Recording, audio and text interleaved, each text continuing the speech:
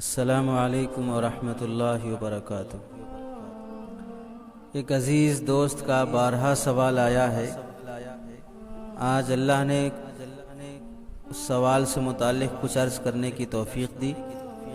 سوال یہ ہے کہ چہرے پر نورانیت لانے کے لیے کیا وظیفہ اپنانا چاہیے۔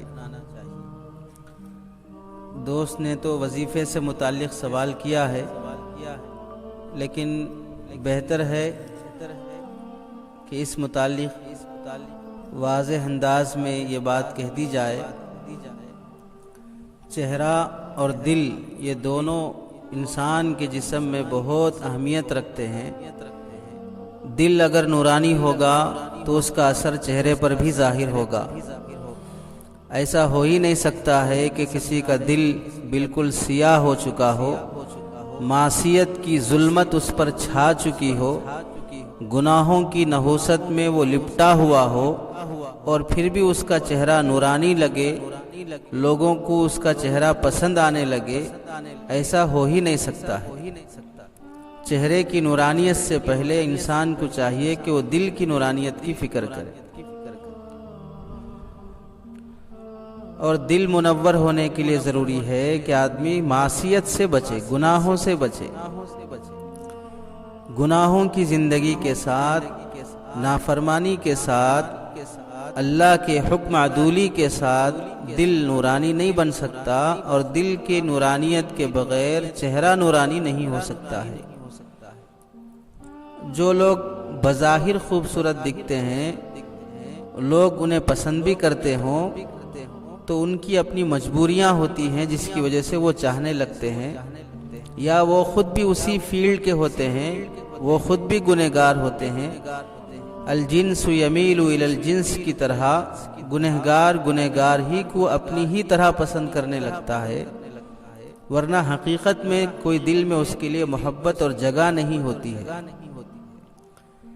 تو چہرے کو نورانی بنانے کے لیے سب سے پہلے ضروری عمل یہ ہے کہ آدمی تہجد گزار بنے۔ تہجد کی نماز کا پابند ہونا یہ چہرے کی نورانیت کے لیے بہت ضروری ہے۔ اس کا یہ مطلب نہیں ہے کہ چہرے کی نورانیت کی خاطر تہجد پڑھی جائے، بلکہ تہجد تو اللہ کی رضا کے لیے، اللہ کے قرب کے حصول کے لیے پڑھی جائے گی۔ باقی اللہ تعالی تہجد کی جو برکتیں رکھی ہیں ان میں سے ایک برکت یہ ہے کہ چہرہ نورانی کر دیتے ہیں۔ حضرت حسن بصری رحمۃ اللہ علیہ سے پوچھا گیا کہ تہجد گزار بندوں کا چہرہ اتنا خوبصورت اور اتنا نورانی کیوں ہوتا ہے؟ تو حضرت حسن بصری رحمۃ اللہ علیہ نے جواب میں فرمایا، رحمان کے ساتھ جو خلوت انہیں نصیب ہوئی ہے، اس تنہائی میں اللہ نے انہیں اپنا نور عطا کیا ہوتا ہے۔ اس نور کی برکت سے اللہ تعالیٰ ان کے چہرے کو بھی نورانی بنا دیتے ہیں۔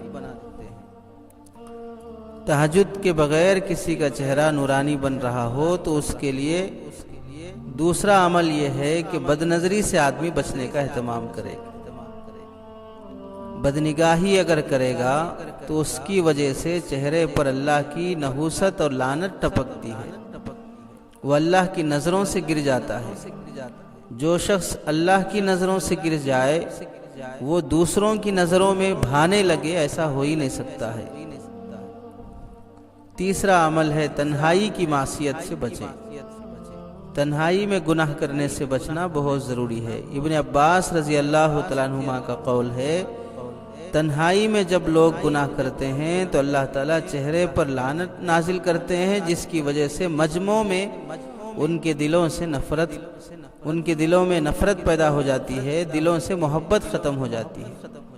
تنہائی میں جب نیکی اور اللہ کی فرما برداری کی جاتی ہے تو اللہ تعالیٰ مجموع میں ان کے لیے محبت پیدا کر دیتے ہیں۔ تو خلوت کی معصیت جلوت کی نفرت کا سبب ہے، اور خلوت کی عبادت جلوت کی محبت کا سبب ہے۔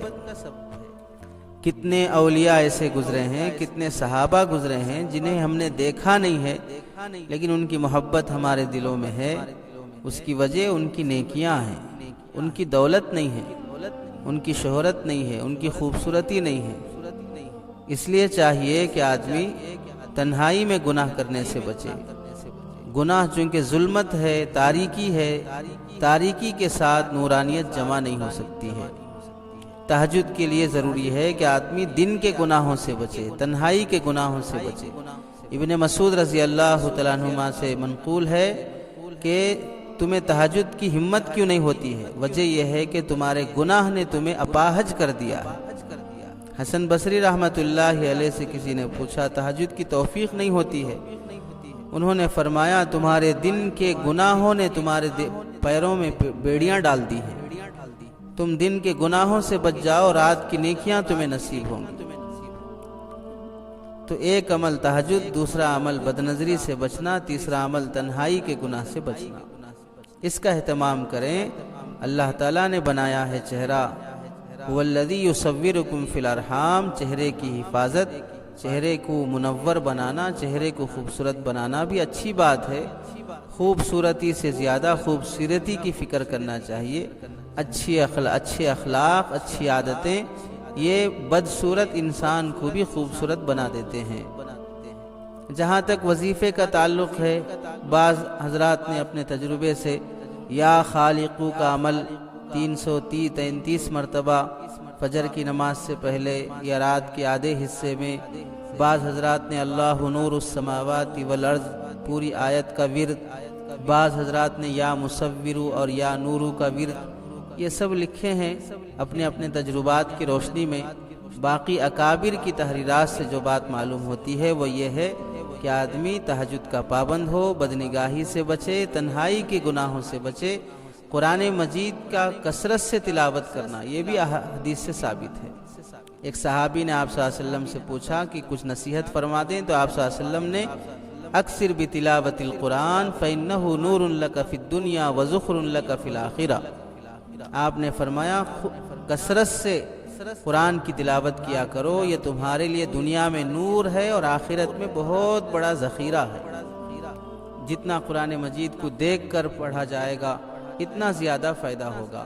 ان اعمال کا اہتمام کریں۔ اللہ مجھے بھی توفیق بخشے اور سامعین کو بھی اللہ تعالیٰ توفیق بخشے، اور ہم سب کے چہروں کو بھی اور دلوں کو بھی نورانی بنا دے۔